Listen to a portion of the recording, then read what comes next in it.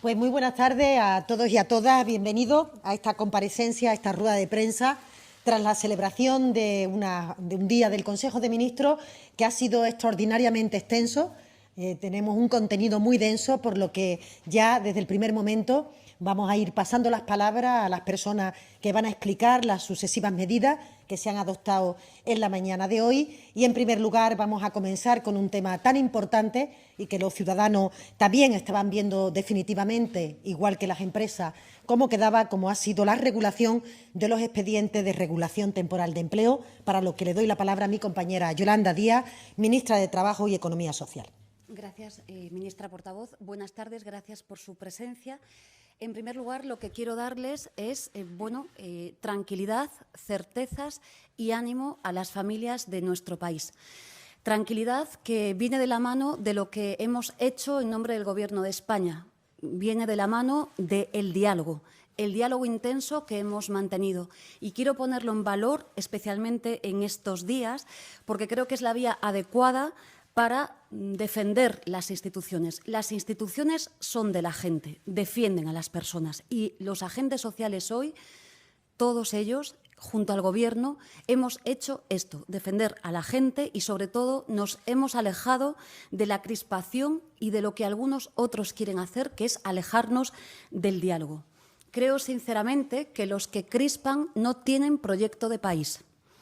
Creo, además, que con la crispación corremos el grave peligro de deteriorar las instituciones, de resentirlas y, por tanto, hoy a los agentes sociales les doy las gracias porque ellos demuestran que solo con diálogo, solo escuchándonos, solo construyendo somos capaces de salvar a nuestro país. Este es mi único camino, escuchar y tender la mano. Y desde el Ministerio de Trabajo y en nombre del Gobierno de España seguiremos haciéndolo. Lamento mucho la tardanza. Les doy las gracias también a ustedes que han estado hasta el último minuto, pero creo que el mecanismo es el adecuado. Quiero dar también certezas porque con este acuerdo lo que estamos haciendo es dar seguridad a las familias, a las empresas y a los trabajadores de nuestro país. Lo que estamos haciendo, además, como dice siempre el presidente del Gobierno, es dar ánimo. Y lo que piensan algunos que no es importante es real. No vamos a dejar a nadie atrás.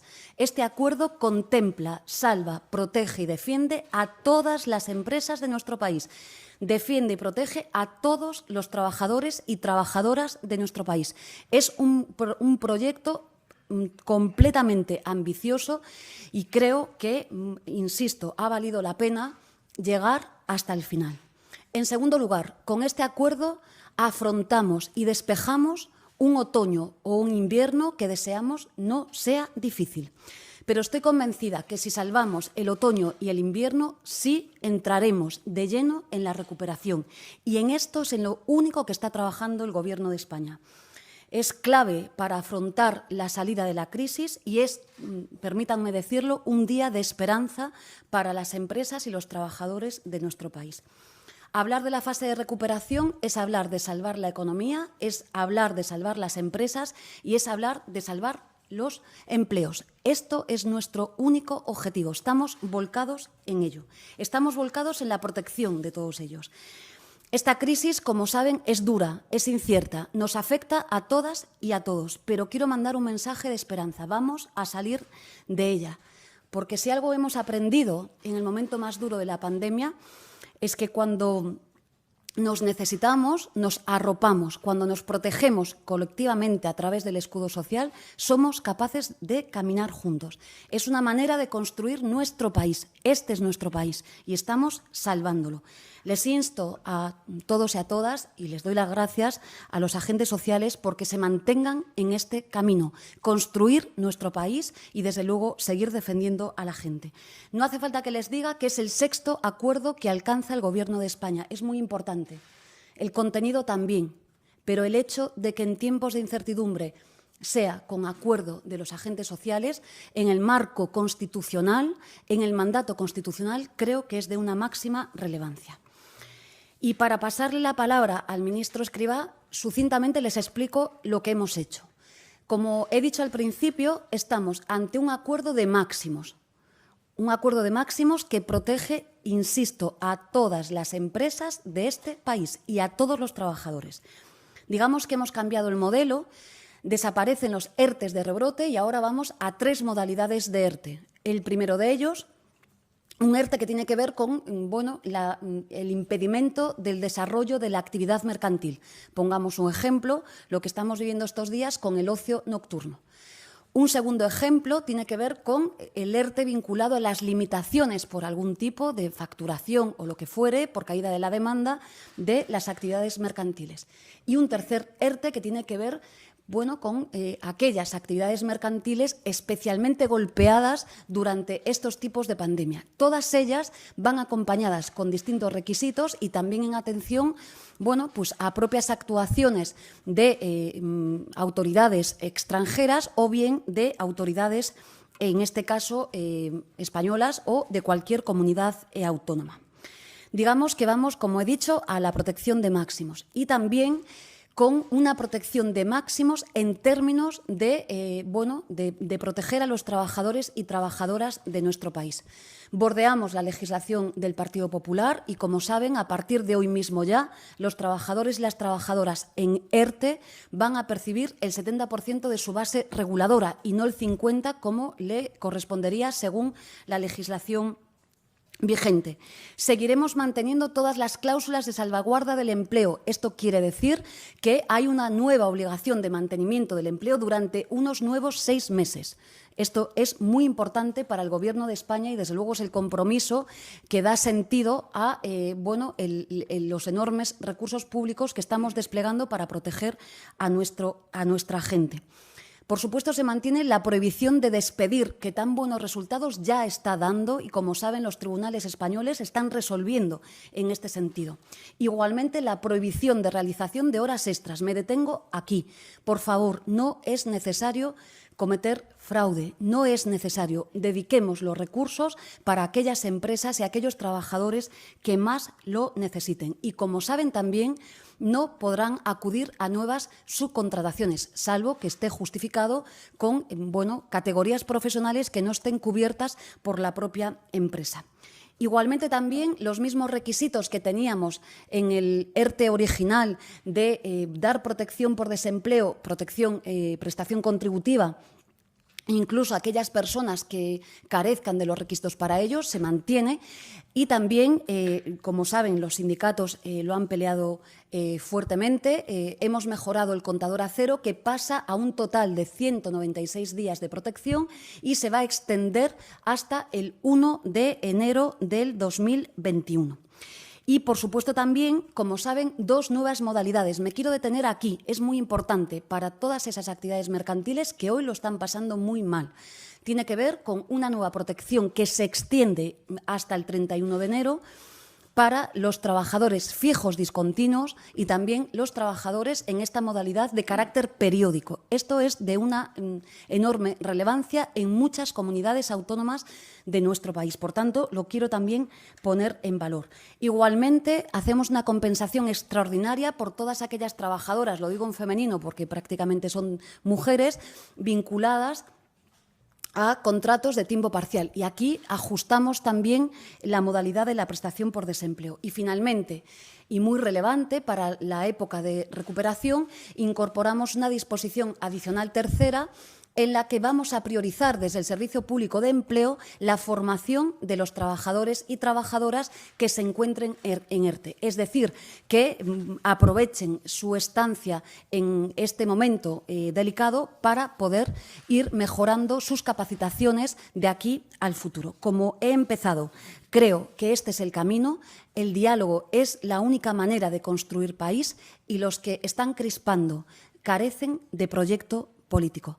Le paso la palabra al ministro Escrivá para que explique la parte de su ministerio y sí, permítanme que, aunque fue una noche intensa y unas semanas muy intensas, han valido la pena y, como siempre hago, el equipo de más de 20 personas que ha estado en la 4ª planta del Ministerio de Trabajo todos estos días, sin descanso, más de 20 personas, equipos magníficos de todas las entidades patronales, sindicales, el equipo del Ministerio de Trabajo, le quiero dar las gracias, y también al equipo de Seguridad Social. Gracias, porque creo que estamos demostrando que podemos defender a la gente y alejarnos del ruido al que parece que otros nos quieren llevar.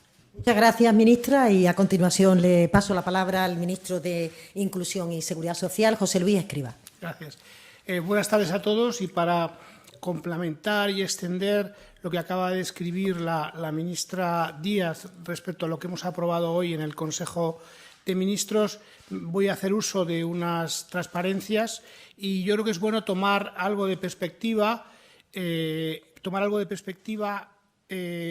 a la hora de ver lo que hemos realizado. Yo creo que esa transparencia no es la que quería comentar, la que ha salido ahí, no tiene nada que ver, pero esa perspectiva toma como punto de arranque la situación, y conviene recordarlo, en la situación más difícil que estábamos a principios de mayo. En principios de mayo, en la situación más aguda de la pandemia, conseguimos proteger, porque estaba en una situación de inactividad, prácticamente el 40% de la población ocupada.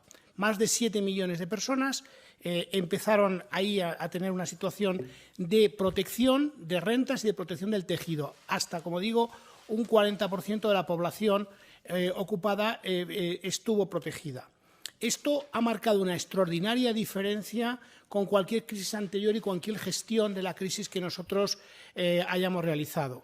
En una transparencia que tendría que haber salido, podríamos ver perfectamente cómo en un periodo equivalente de un semestre, en el primer semestre del año 2009, con una caída del PIB del 4,6%, el empleo cayó un 3%. Esta vez, con una caída del producto como resultado de la inactividad generalizada que supuso la pandemia en esta primera parte del año, del 24%, la caída del empleo solo ha sido, entre comillas, del 4%. Es decir, esto es un antes y un después a la hora de gestionar las crisis en España. En el pasado suponían una gran destrucción de trabajo y un aumento extraordinario del desempleo. Hemos sabido gestionar esta crisis con distintos instrumentos legales y con el acuerdo con los agentes sociales para que el nivel de protección y de mantenimiento de los trabajadores en las empresas sea, como digo, extraordinariamente alto. En la siguiente transparencia, que yo creo que ya van entrando en el orden adecuado, podemos ver la fotografía actual, y esto hay que ponerlo en valor, y yo creo que pone de manifiesto que todo lo que hemos ido acordando en esta serie de decretos ha tenido sus efectos. De esos 7.300.000 trabajadores que hubo que proteger y que estaban inactivos a primeros de mayo, hoy están reincorporados al mercado de trabajo unos 6 millones de trabajadores. 4 de cada 5 trabajadores están ya de vuelta, y en esa transparencia pueden ver pues, los que no están, en qué situación están, si están en ERTES o si están en la protección, en la prestación que tienen con los autónomos, o si están todavía en el desempleo o en incapacidad temporal. Ahí tienen esa fotografía. Esta transparencia pone de manifiesto el ritmo de recuperación que hemos tenido de los trabajadores en ERTES, y cómo en este momento el 78% de los trabajadores que en algún momento estuvieron en ERTES durante estos últimos meses ya están activos, y además de ese 78, además hay 150.000 que están a tiempo parcial, con lo cual realmente inactivos estamos hablando de menos de 600.000 trabajadores. ¿Y qué es lo que hemos acordado hoy? Como ha descrito la ministra Díaz, la primera problemática que teníamos que abordar es objetivamente una situación en la cual las nuevas restricciones administrativas, en el contexto en el que nos estamos moviendo en este momento y que puede prevalecer durante un cierto tiempo, están impactando de una forma directa o indirecta a un número de empresas que todavía puede ser limitado, pero tenemos que cubrirnos ante la eventualidad de que esto pueda afectar a más empresas. Para eso, aquellas empresas cuya actividad se vea suspendida por la decisión sanitaria, lo que hemos llamado un ERTE de impedimento, reproducimos el mismo tipo de protección que tuvieron en el peor momento de la crisis. Para las empresas de menos de 50 trabajadores tienen exoneradas en los próximos 4 meses y mientras se mantenga esta situación el 100% de las cotizaciones a la Seguridad Social. Las empresas de mayor de 50 trabajadores, la exoneración es del 90%. Y después, para todas aquellas empresas que tengan una actividad limitada por decisiones sanitarias, lo que hemos llamado ERTE de limitación, aquí tenemos una protección muy elevada que arranca en el mes de octubre y se extiende hasta el mes de enero con esos coeficientes y esas barras que aparecen en esta transparencia.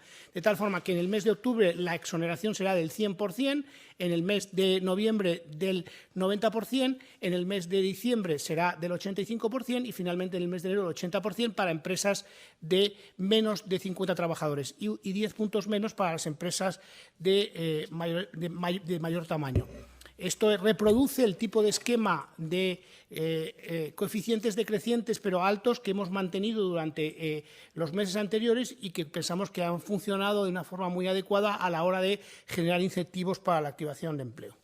Y la segunda problemática que hemos tenido que abordar es aquellas empresas que, sobre todo durante el periodo del verano, habían hecho un esfuerzo con sus trabajadores para incorporarse, pero que de forma sobrevenida por decisiones administrativas, sobre todo internacionales, tuvieron que interrumpir su actividad o la limitaron enormemente. Esta es una segunda problemática que afecta a sectores particularmente que yo creo que están en la mente de todos y que hemos identificado a través de criterios objetivos que nos ha permitido identificar aproximadamente ese tipo de empresas que han tenido esta situación claramente sobrevenida y que arranca ya desde hace unos meses.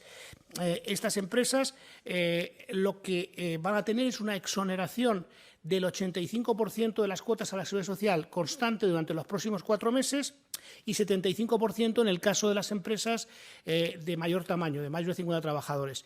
Y esta exoneración se va a extender tanto a los trabajadores que estén inactivos como a los que ya estén activados en este momento para mantener incentivos a la activación. Además, en el caso de que haya una transición de un ERTE por fuerza mayor a un ERTE por causas económicas, se mantienen estos porcentajes.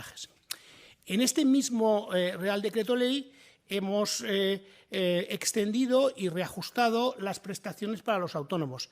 Quiero aprovechar aquí también, en línea con lo que ha planteado la ministra Díaz, el diálogo que hemos mantenido con las asociaciones de autónomos y la buena comprensión que ha habido sobre la problemática que teníamos que abordar, que nos ha permitido en ese intercambio de opiniones, yo creo que reajustar algunas cosas en la prestación de autónomos. Por recordar, en esta transparencia lo que tienen ahí es recordar que la prestación extraordinaria que estuvo vigente hasta el mes de junio y que se extendió con una exoneración de una cuota del 25% hasta justamente finales de este mes, septiembre, ha llegado a extenderse a 1,5 millones de autónomos y que al mismo tiempo, en este último periodo que termina, hemos tenido lo que llamamos una prestación ordinaria por cese de actividad y también para autónomos de temporada, donde se reproducían básicamente las mismas condiciones que existieron en el primer periodo que va desde hasta el mes de junio, el trimestre anterior, en el cual cuando un autónomo veía una caída de actividad superior al 75%, podía solicitar esta prestación y eso es lo que realmente hemos hecho y ya podemos pasar ahora mismo. Ahora mismo, digamos, en este nuevo decreto ley, por lo tanto, con una extensión también hasta el mes de enero, hemos mantenido la prestación existente para aquellos trabajadores que sigan en este cuarto trimestre con una situación, con una facturación por debajo del 75% y con la misma condición que ya impusimos en el trimestre anterior, y es focalizarnos en aquellos autónomos que tienen rentas más bajas y, por lo tanto, que tienen un salario mínimo, unos rendimientos netos por debajo de 1,75 veces el salario mínimo interprofesional. En segundo lugar, hemos extendido también la prestación para trabajadores de temporada y también hemos ajustado aquí un poquito para poder cubrir alguna situación que se nos podía haber escapado, los periodos, digamos, en los que se define trabajador por temporada y sus periodos de cómputo de ingresos en el periodo de referencia. Y finalmente, hemos atendido a dos situaciones que nos parecía relevante, y en el diálogo con las asociaciones de autónomos, con ATA y UPTA, hemos visto que podíamos también proteger a algunos casos de autónomos que podían haber quedado en una situación menos protegida hasta ahora. Por un lado, aquellos autónomos que tengan un cese de actividad en el periodo que va desde octubre hasta enero, pero que realmente tuvieran una situación, digamos, que no cumplieran las condiciones, sobre todo por lo que se refiere al salario mínimo interprofesional, para cualificar para la prestación ordinaria. También van a poder tener una prestación, en este caso del 50% de su base reguladora. Y, por otro lado, aquellos autónomos que, bien por tener periodos cortos de cómputo o bien por tener lo que se conoce como la tarifa plana, es decir, no estaban contemplados, no entraban dentro de los autónomos elegibles, también tendrán una prestación similar. Y, finalmente, quería también recordar que en este decreto ley y en mayor medida justo en el Consejo de Ministros anterior, hemos hecho una serie de reajustes más de tipo de trámite interno en cómo procesamos el ingreso mínimo vital dentro del Ministerio de Inclusión, que son un poco quizá técnicos, pero que tienen una enorme relevancia. Tiene una enorme relevancia porque nos va a permitir, por una parte, que todos los solicitantes, todas las familias, los hogares que soliciten el ingreso mínimo vital hasta el 31 de diciembre podrán, si cumplen las condiciones, recibirlo y con efectos retroactivos desde el mes de junio. Tendrán, digamos, reconocidas todas esas mensualidades. También hemos introducido una serie de modificaciones con el objeto de facilitar, digamos, el reconocimiento de prestaciones similares que podrían trasladarse a la del ingreso mínimo vital, prestaciones de rentas autonómicas y otras rentas estatales, con lo cual nos va a permitir agilizar también algunos procedimientos. Hemos clarificado, y esto va a ayudar a que algunos hogares que podrían estar teniendo problemas de reconocimiento lo tengan, hogares que vivan en viviendas donde convivan un buen número de hogares, tengan un procedimiento para poder aclarar su situación y ser beneficiarios del ingreso mínimo vital. Y también hemos clarificado algunos aspectos que tienen que ver con el hogar monoparental. Y hemos el requisito de estar 3 años, digamos, viviendo independientemente, lo hemos limitado a aquellos potenciales beneficiarios menores de 30 años, y a los mayores de 30 años no lo hemos contemplado porque esta es una situación que nos parecía importante. Y después hemos agilizado mucho en distintos aspectos elementos procedimentales que quizás sea demasiado prolijo extenderme en ellos, pero que terminan siendo relevantes. ¿Eso qué va a suponer? Va a suponer que si a finales de septiembre hemos ya más de 900.000 solicitudes, hemos ya procesado unas 410.000 y hemos reconocido ya y por lo tanto tendrán ya su nómina, por así decirlo, unos más de 90.000 hogares y casi 300.000 personas, esto ya a finales de septiembre, y estamos, digamos, hemos solicitado subsanación a unos 160.000 hogares más. A finales de octubre, con todos estos procedimientos en marcha que he explicado, nuestra expectativa, y yo creo que es una expectativa con bastante finura en su estimación, es que podamos dar un salto y podamos tener ya casi 100.000 hogares más, unos 180.000 hogares con el ingreso mínimo vital aprobado, y que además también podemos avanzar en la tramitación y en la resolución de muchos expedientes, de tal forma que probablemente ya casi un 65%, 70% de todos los expedientes vigentes, que probablemente a finales de octubre estén en torno al 1.000.000, estén ya en proceso de gestión. Damos un salto cualitativo que con todos estos cambios nos permitiría, digamos, llegar a final de año muy avanzado y muy cerca de nuestros objetivos iniciales. Muchas gracias. Muchas gracias, ministro. Y a continuación también vamos a dar cuenta de otro decreto ley que hemos aprobado esta mañana, en este caso dirigido a los empleados públicos, a quien, antes de pasar la palabra a la ministra, quiero agradecer el trabajo que vienen desarrollando durante todo este tiempo de pandemia para hacer compatible el normal funcionamiento de los servicios públicos con los derechos que tienen los ciudadanos. Para ello, Toma la palabra la ministra de Política Territorial y Función Pública, Carolina Darias. Muchas gracias, ministra portavoz, ministra Díaz, ministro Escrivá, medios de comunicación que están aquí presentes y los que nos siguen también a través del otro lado. Buenas tardes a todos y como comentaba la ministra de Hacienda, paso a comentarles los detalles más relevantes del Real Decreto Ley que hemos aprobado de medidas urgentes, por un lado, en materia de teletrabajo en las administraciones públicas y también conjuntamente en el mismo texto legislativo de medidas extraordinarias de recursos humanos en el Sistema Nacional de Salud. Este Real Decreto, en relación al teletrabajo, tiene por objeto regularlo en todas las administraciones públicas y significa una nueva forma de organización y una nueva forma en la estructuración del trabajo de las administraciones públicas con un fin claro, que es la de prestar un mejor servicio a los intereses generales y asegurar.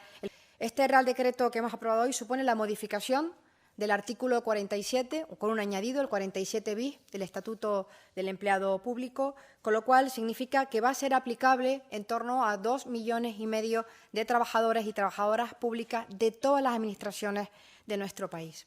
Esta normativa, quiero señalarlo, es fruto del consenso, fruto del diálogo entre las comunidades autónomas, la Federación Española de Municipios y también con acuerdo entre los sindicatos que conforman la Mesa General de Negociación. Todo se inició el pasado 11 de junio en la Conferencia Sectorial de Administraciones Públicas. Allí todas las comunidades autónomas, y el Gobierno de España y la Federación Española de Municipios compartimos la necesidad de hacer una regulación conjunta, de tal manera que el texto que hoy hemos aprobado ha nacido de una comisión creada en el seno de esa conferencia, por tanto, ha sido un texto que ha nacido desde el consenso y desde el acuerdo, desde el diálogo, en este caso para regular el teletrabajo en los tiempos que corrían, que era absolutamente necesario, porque hasta ahora el teletrabajo ha sido una modalidad de trabajo, pero no tiene una regulación legal y era absolutamente necesario incardinarlo en el Estatuto Básico del Empleado Público y que fuera aplicable a todo el personal de todas las administraciones públicas. Y, por supuesto, también reconocer, junto al trabajo que han hecho las comunidades autónomas y la Federación Española de Municipios, los sindicatos. Los sindicatos que han firmado este acuerdo, comisiones, SESIF y UGT, quiero reconocerles la plena disposición para siempre dialogar y, por supuesto, del Gobierno, pero especialmente de la ministra de Hacienda, que la colaboración siempre es estrecha y en este aspecto muy importante y, desde luego, nuestro reconocimiento al trabajo de los empleados y empleadas públicas que han hecho posible que la prestación de los servicios públicos sea una realidad, a pesar de las dificultades que en muchas ocasiones nos hemos visto.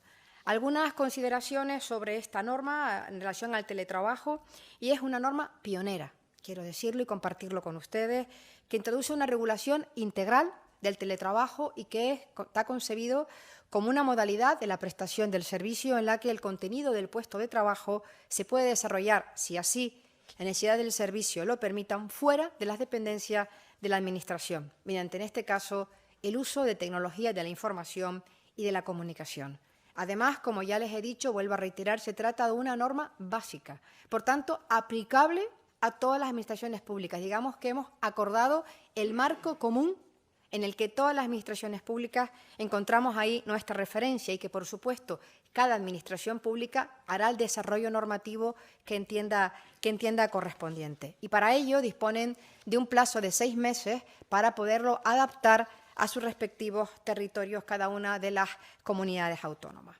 Algunas consideraciones que pueden ser también de elementos característicos de este teletrabajo que hemos regulado en este Real Decreto Ley. En primer lugar, es de carácter voluntario y además es reversible, salvo situaciones excepcionales debidamente justificadas, pero siempre la voluntariedad y la reversibilidad son dos elementos, dos vectores que califican a esta nueva modalidad de organización del trabajo en las administraciones públicas.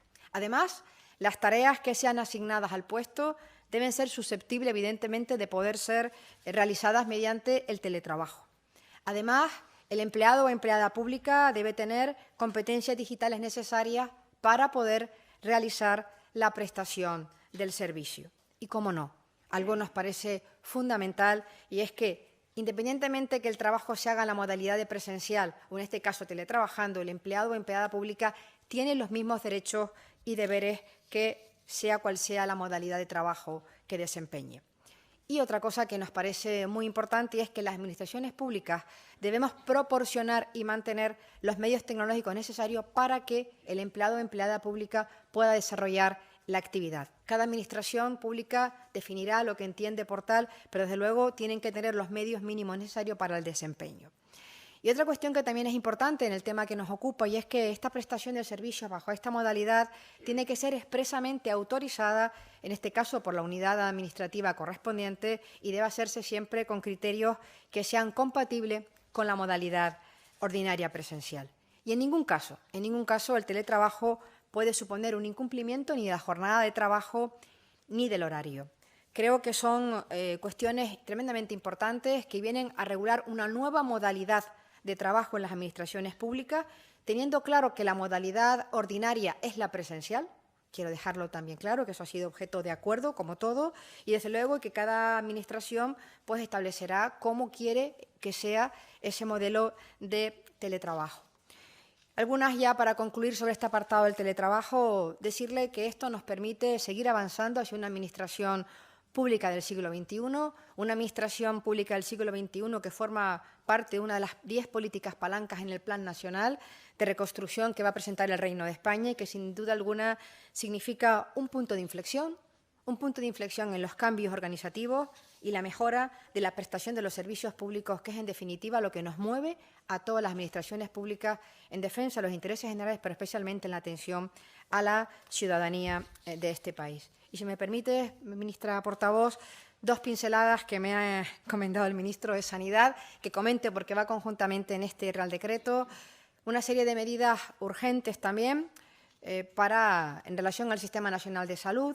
Dada la crisis sanitaria en la que nos encontramos, obliga a adoptar una serie de medidas excepcionales, transitorias, en materia de recursos humanos en el Sistema Nacional de Salud, aplicables a todo el territorio nacional y que tiene que ver el objeto para la contratación de profesionales sanitarios, tanto facultativos como no facultativos, ante la sobrecarga del sistema, digamos, de la presión asistencial. Los datos que facilita el Ministerio de Sanidad es que puede afectar en torno a 10.000 profesionales sanitarios, facultativos o no facultativos, y que va dirigido a que las comunidades autónomas o bien Ingesa tengan la posibilidad de contratar, por un lado, aquellos médicos que han aprobado el MIR, pero que no han obtenido una plaza en la convocatoria 19-20, y en segundo lugar, aquellos médicos especialistas que son no comunitarios, por tanto, fuera del ámbito de la Unión Europea, siempre y cuando el Comité de Evaluación haya emitido el informe propuesta, es decir, esté en la primera fase de tramitación del expediente. Y también incluye este Real Decreto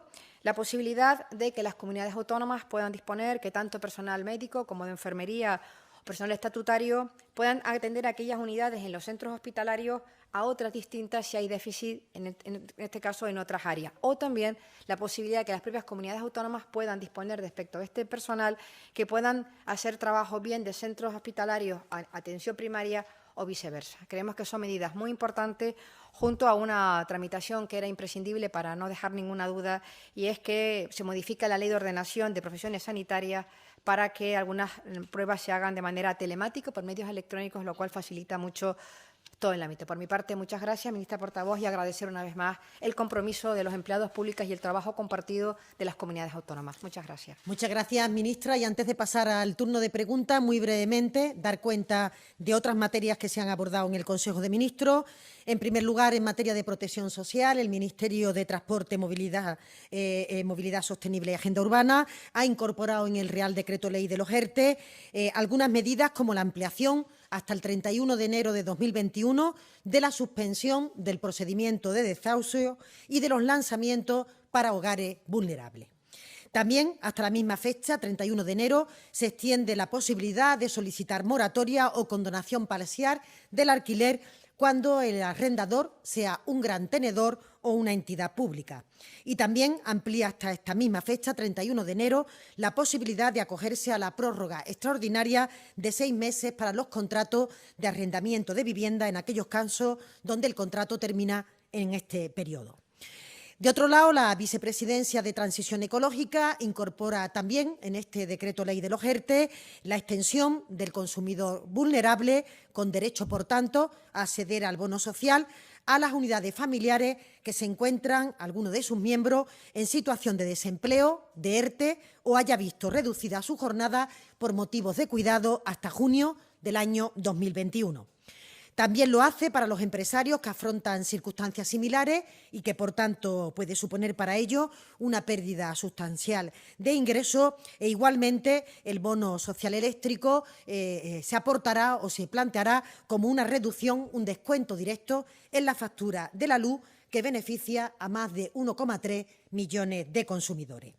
Este bono social, otra de las virtualidades, es que se extiende al bono térmico y, por tanto, todos aquellos que tienen derecho a este bono social también lo tendrán al bono térmico.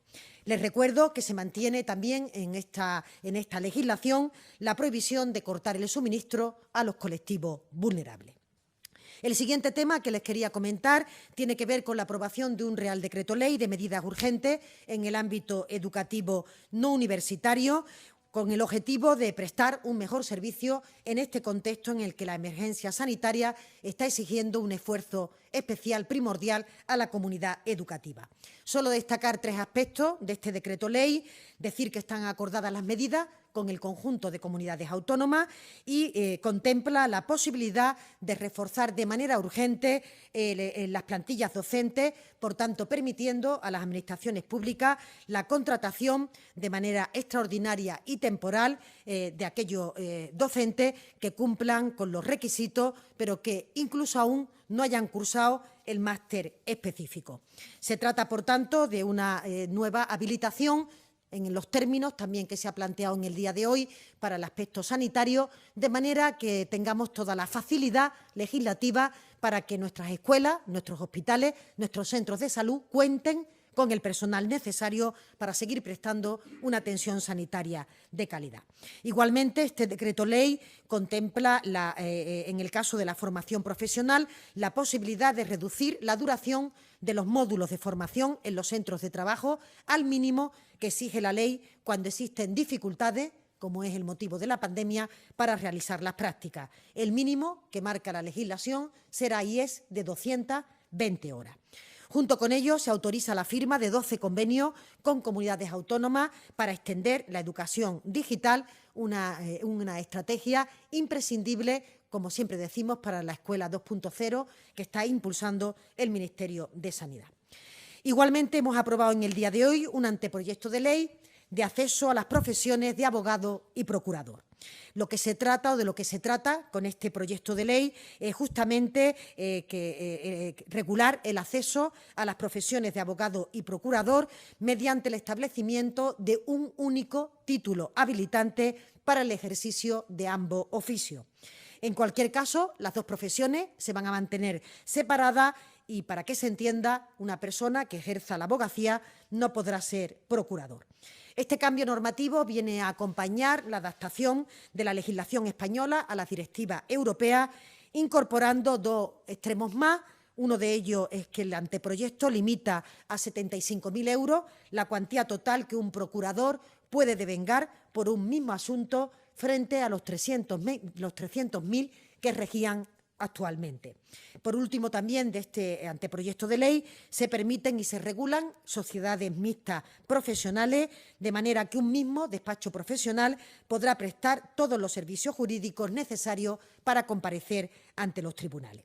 Y los 2 últimos temas que quería comentarles es, por un lado, que el Consejo de Ministros acuerda también esta mañana ampliar el límite de gasto para que la Agencia Estatal de Investigación aumente los recursos de la convocatoria de ayuda que tiene prevista para el año 2020. En concreto, se dedicarán 91 millones más de los que inicialmente teníamos comprometidos a reforzar proyectos de I+D+I, a ayudas postdoctorales y también a los centros de investigación de excelencia como Severo Ochoa y María de Maeztu.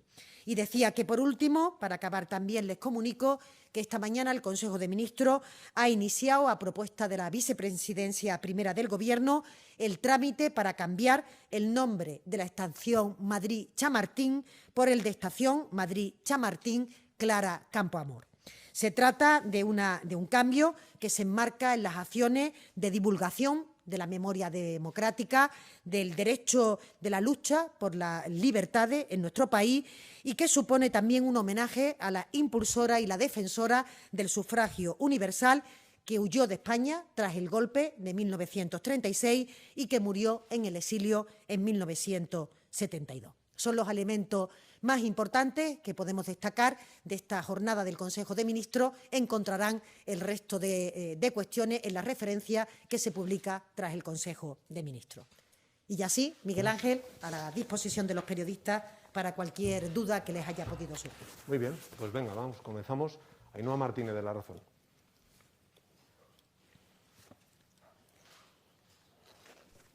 Buenas tardes a todos. Yo tenía varias preguntas para la ministra portavoz. En primer lugar, si nos podría hacer una actualización del calendario presupuestario. Ya estamos terminando septiembre, que era uno de los momentos de esos hitos presupuestarios. Esperábamos tener el techo de gasto, no sé cómo va ese asunto. Y luego varias derivadas políticas de la inhabilitación del señor Torra. Sobre el tema de los presupuestos, si creen que Esquerra tendrá manos libres ahora para pactarlos, o si este escenario preelectoral que se abre va a complicar su apoyo. Y sobre el tema de la mesa de diálogo, dado que han mantenido que Torra la bloqueaba, no sé si ahora han reafirmado este compromiso de volver a reunirla y si nos podría dar una fecha. Gracias. Sí, muchas gracias. En relación con la primera cuestión, mantenemos el calendario que hemos venido comentando a lo largo de las últimas semanas y, por tanto, es pretensión del Gobierno en las próximas reuniones del Consejo de Ministros, es decir, en las próximas semanas, traer la aprobación del techo de gasto para posteriormente tramitarlo en el Congreso de los Diputados. Recuerdan ustedes que siempre hemos transmitido que sería a finales de este mes, principio del mes de octubre, cuando se traería a esta rueda de prensa, por tanto, previamente deliberado por el Consejo de Ministros, la aprobación de este techo de gasto y inmediatamente después el Consejo de Ministros tiene previsto aprobar el anteproyecto de ley de presupuesto una vez que las alianzas, una vez que los acuerdos y, por tanto, la seguridad de su tramitación esté garantizada para que pueda rápidamente entrar en vigor, esperemos, a principios del año 2021. En relación con la inhabilitación del señor Torra y la situación que se produce en Cataluña, yo creo que en estos días hemos expresado con claridad nuestra opinión de respeto, por supuesto, a las actuaciones judiciales, como siempre viene haciendo este Ejecutivo, y, en segundo lugar, también el escenario que tenemos actualmente en Cataluña parece que aconseja, de alguna manera, que obliga a que se convoquen a la mayor brevedad las elecciones en esta comunidad autónoma, de manera que sean los ciudadanos y ciudadanas los que puedan tomar la palabra, expresar el sentido de su voto y, por tanto, conformar con plenipotencialidad el Gobierno en Cataluña, porque los retos que tenemos por delante como país y también en la comunidad autónoma son extraordinariamente importantes. Quizás el más significado es, por supuesto, la lucha contra la pandemia, pero a continuación ser capaces de hacer frente a las consecuencias económicas que de ella se han derivado para que ningún territorio se quede atrás y para que Cataluña pueda inyectar, como siempre ha hecho, el impulso económico que nuestro país necesita también para salir lo antes posible de esta situación de crisis. Entendemos desde el Gobierno, y nos quedamos con las palabras expresadas por Esquerra Republicana de Cataluña, que hasta la fecha ha trasladado su voluntad, su disposición para aprobar, para acordar los presupuestos generales del Estado para el año 2021. Esquerra Republicana ha mantenido esta posición y el Gobierno hablará con todos los grupos políticos y muy especialmente con aquellos que hicieron posible la investidura del presidente Sánchez. Y, por último, respecto a la disponibilidad, me decía.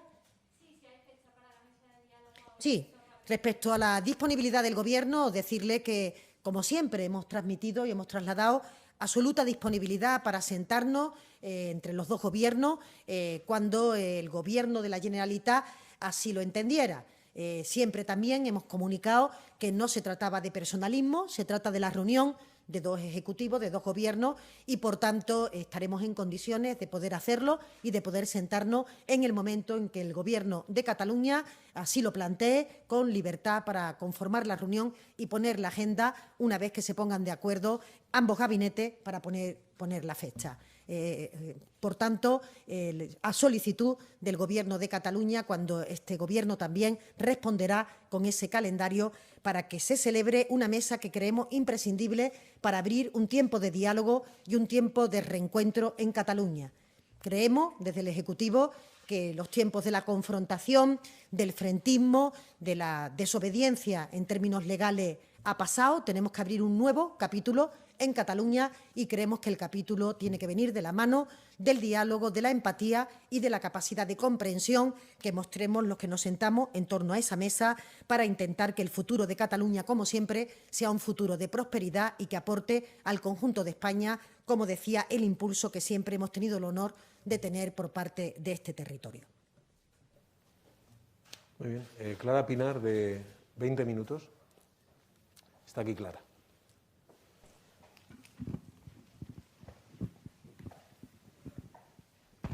Hola, buenas tardes. Tengo preguntas para todos. En primer lugar, quería preguntarles a la ministra Darias, a la ministra Montero como portavoz sobre la reunión de esta tarde del Grupo COVID. En concreto, quería saber si el Gobierno piensa plantear presentar a la Comunidad de Madrid datos técnicos que, como ellos piden, avalen el cambio de criterio con respecto a la incidencia acumulada para tomar medidas con 500 casos en Madrid y no en el resto de España, si eso se piensa presentar así. Y las declaraciones que se hicieron ayer, no sé si concluir que el Gobierno está echándose para atrás sobre la posibilidad de intervenir Madrid.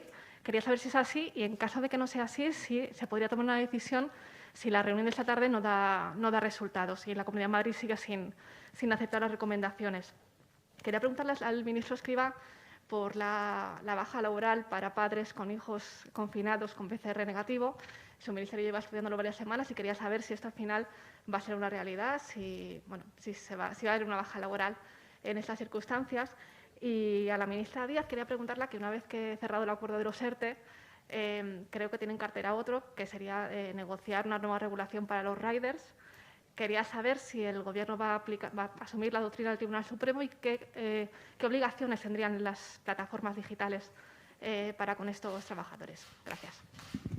Sí, muchas gracias. En relación con la primera cuestión, yo creo que en el día de ayer fueron ustedes testigos con absoluta transparencia de las reuniones que se han venido manteniendo entre el Gobierno de España y la Comunidad de Madrid. El propio ministro, el señor Illa, explicó la posición del Gobierno, también trasladó con mucha claridad cuáles eran las recomendaciones, cuáles eran las sugerencias, por tanto, las cuestiones que entendía que la Comunidad de Madrid tenía que aplicar de forma inmediata para que se pudiera producir un verdadero control de esta pandemia y, por tanto, se quedaron los equipos emplazados a seguir manteniendo reuniones, alguna de ellas que se celebra también justamente esta tarde, tras la cual, después del intercambio de información y del intercambio de valoraciones y de opiniones, el ministro Illa volverá a transmitir y a dar explicaciones sobre el resultado de ese encuentro y los compromisos que se hayan adquirido por parte de la Comunidad de Madrid. Decirle que el Gobierno confía siempre en que las reuniones sirvan justamente para avanzar en medidas que, desde nuestro criterio, tienen que ser medidas más decididas, más contundentes, en definitiva, medidas más ejecutivas que la mayoría de la comunidad científica, de los técnicos, de los sanitarios y de los expertos están reclamando. Nosotros estamos confiados en que del diálogo, del debate, es donde salen las cuestiones que se tienen que plantear inmediatamente y, por tanto, confiamos en que en esta reunión, se encuentren los elementos suficientes para que la Comunidad de Madrid acometa las tareas que desde el Gobierno de España entendemos imprescindibles para perseguir el control de la pandemia. El señor Illa se ha expresado con mucha claridad a lo largo del día de ayer, igualmente el consejero de la Comunidad de Madrid, y creo que la voluntad de ambos gobiernos, desde luego por parte del Gobierno de España, es que a la mayor brevedad posible se puedan adoptar esas medidas para volver a doblegar la curva, como ya hicimos en la primera oleada, y permitir que durante los próximos meses, aunque sean duros, los ciudadanos puedan tener la garantía de que efectivamente se están aplicando todas aquellas cuestiones que son estrictamente imprescindibles y que son aconsejadas por los expertos, por los técnicos, para poder combatir un virus que, hasta que no tengamos tratamiento definitivo, tendremos que seguir sin tregua intentando poner todos los resortes, todos a una y todos remando en la misma dirección, para que los ciudadanos puedan tener la tranquilidad que las autoridades sanitarias y los gobiernos nos estamos preocupando y ocupando por poner todos los recursos para que su salud esté preservada. Ministro Escrivá. Sí, sobre la problemática de los progenitores que tienen que quedarse en casa por cuidar de hijos que por una vía o por otra se han visto afectados, ya sea por estar contagiados o por ser un contacto estrecho de un contagiado. Nosotros, por una parte, hemos abierto un diálogo con los agentes sociales para recabar opiniones de cómo es la mejor forma de abordar esta situación y, por otro lado, nos hemos dado un tiempo para evaluar la situación después de la apertura de los colegios. Y en eso estamos en este momento, en ese punto. Sí, respondiendo a Clara, pues muy sencillamente, claro que vamos a hacernos eco y vamos a seguir la estela de la reciente sentencia del Tribunal Supremo, faltaría más, pero además también siguiendo la estela de 10 contundentes sentencias que con carácter previo ya han dictado tribunales superiores de justicia. Por tanto, digamos que había escasas dudas jurídicas acerca de la naturaleza laboral de los denominados riders. ¿Qué es lo que vamos a hacer? Primero, lo vamos a hacer en el marco del diálogo social y segundo, lo que vamos a hacer justamente con este frontispicio jurídico, clarificar la naturaleza laboral de los denominados riders o repartidores. Y además, yo creo que lo vamos a hacer con una certeza y es que no caben dudas de que un trabajador, una persona que va en bicicleta, lo vuelvo a decir una vez más, no es un emprendedor, es un simple trabajador y digo más, no solamente no es un emprendedor, sino que no hay ningún margen de autonomía en su relación laboral. La Inspección de Trabajo, lo quiero poner en valor, como saben ustedes, hace años ya en nuestro país ha desempeñado un trabajo excelente acerca de esta materia e, insisto, los tribunales también tenían clarísimo que estábamos hablando de trabajadores y nunca de emprendedores. Por tanto, desde luego, la norma que se va a elaborar con diálogo social clarificará la naturaleza laboral de esta relación. Y, desde luego, también suscita mucho interés. Ayer me reunía con el embajador alemán y hace escasos días con el ministro alemán y están muy atentos a esta regulación y es de máximo interés en el semestre europeo justamente dar protección a los que han sido la imagen de la vulnerabilidad durante la pandemia. Los veíamos por las calles de nuestras ciudades desprovistos de seguridad, no podían acogerse a ningún tipo de baja ni situación propicia para ellos y eran los que también nos salvaron las vidas. Por tanto, desde luego, este Gobierno, que es progresista y que está, desde luego, para defender a los más, con rapidez va a acometer esta reforma. Víctor Ruiz Almirón, de ABC.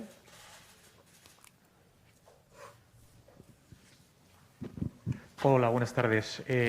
A la ministra Díaz le quería preguntar qué efectos en términos de inseguridad jurídica pueden haber generado, o se pueden generar todavía por un acuerdo que se ha alcanzado en el último minuto. En este sentido, pensando ya en el siguiente hito, que será el 1 de febrero, le quería preguntar qué estructura de protección pública tiene usted en la cabeza para ese momento. Y a esta pregunta me gustaría conocer el punto de vista del ministro Escrivá. Finalmente, hoy tenemos un acuerdo que alcanza a todos los sectores. No sé si a partir de entonces el Gobierno está pensando en concentrar esfuerzos en unos colectivos determinados o en empresas que estén en unas características muy concretas. Y a la ministra portavoz, discúlpeme, pero yo sigo sin entender muy bien por qué el Gobierno no interviene ya en la Comunidad de Madrid si su diagnóstico es que la pandemia está fuera de control y que ya vamos tarde en una crisis en la que ir tarde implica que muere más gente.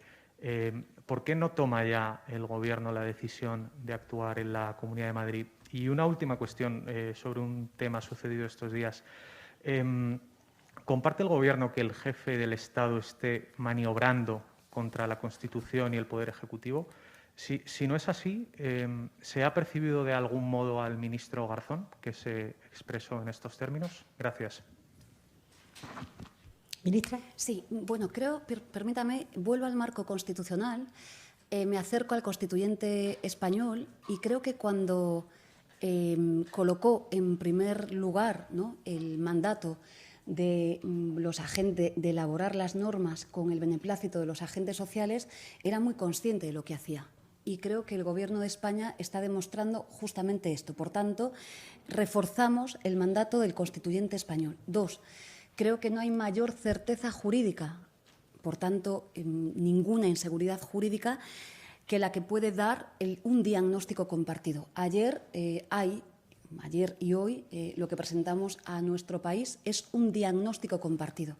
Y créame que cuando uno tiende la mano, desde luego la fortaleza democrática y la certeza en las normas se hace mucho más robusta, lo sé bien. En tercer lugar, creo que es conocido la intensidad de esta negociación. He dicho en Baleares que la primera negociación que desplegamos en nombre del Gobierno de España era de máxima importancia, pero he dicho en Baleares que este acuerdo era el definitivo.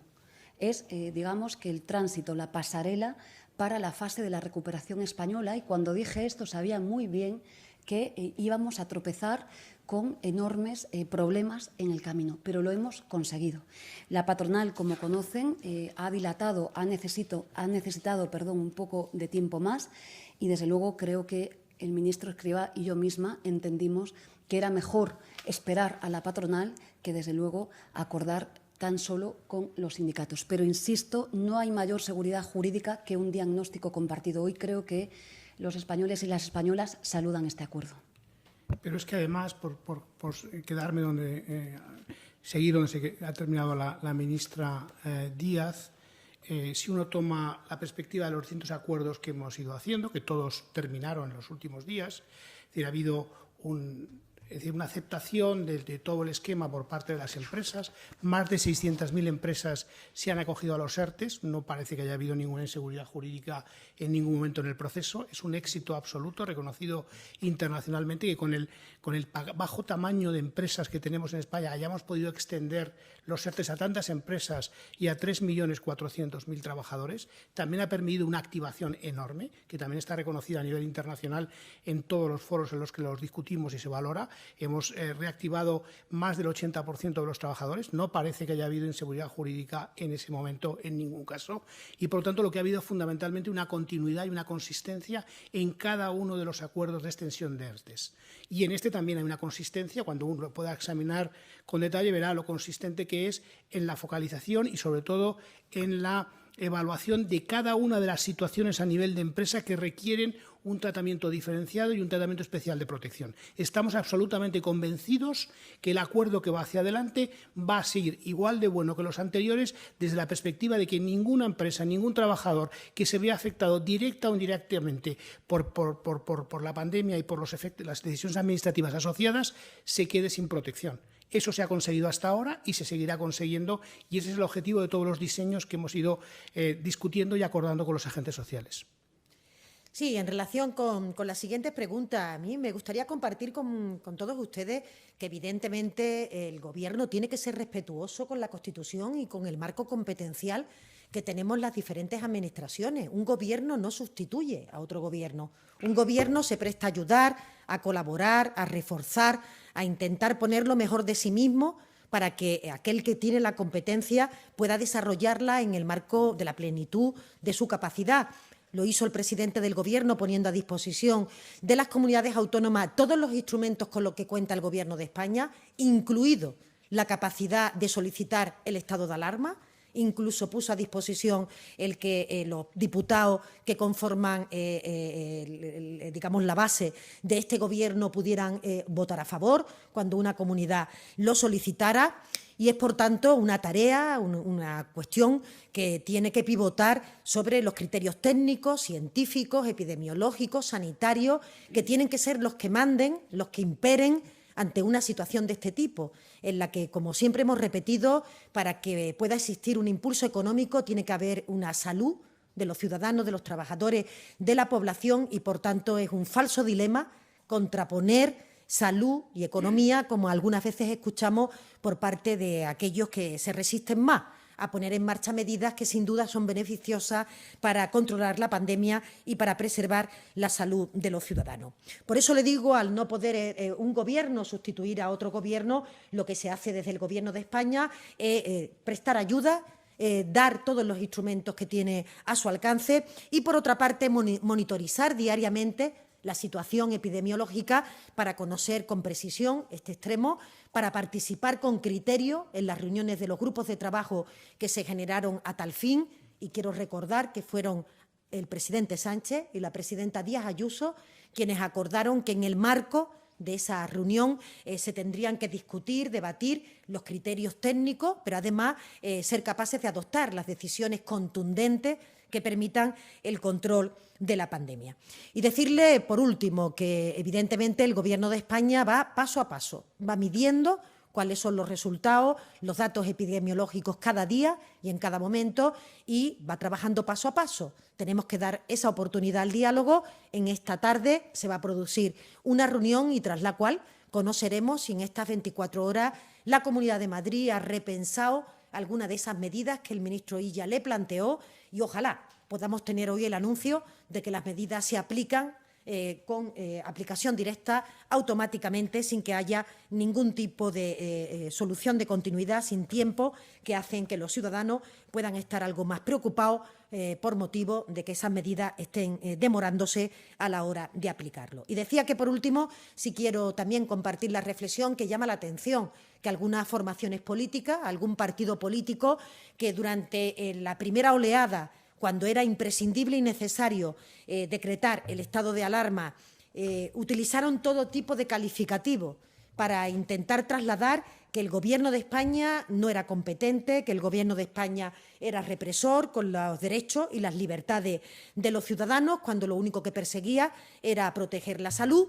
Llama la atención que votara en contra de los decretos de alarma que propuso este Gobierno y que ahora cada día pidan o trasladen la necesidad de crear un mando único. Yo no entiendo esas composiciones políticas que hacen que se den bandazos y que pasen de no querer que el estado de alarma prosperara a que ahora, en este momento, cuando la dificultad está apretando, porque efectivamente esta segunda oleada a todo el mundo nos tiene ocupados y a todos nos tiene que tener vigilantes sobre esta situación, pues reclamen que sea justamente el Gobierno de España el que adopte medidas para todo el territorio. No tiene sentido.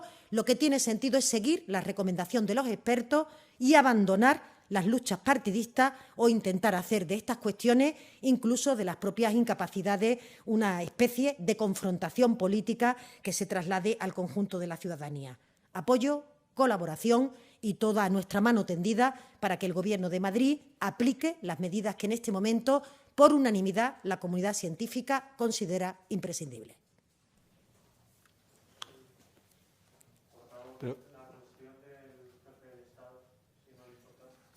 La cuestión de, disculpa, porque como son tantas preguntas las que hacéis en una, a ver dónde me la he apuntado. ¿Me preguntaba usted? Me preguntaba las palabras del ministro Garzón sobre no hace falta.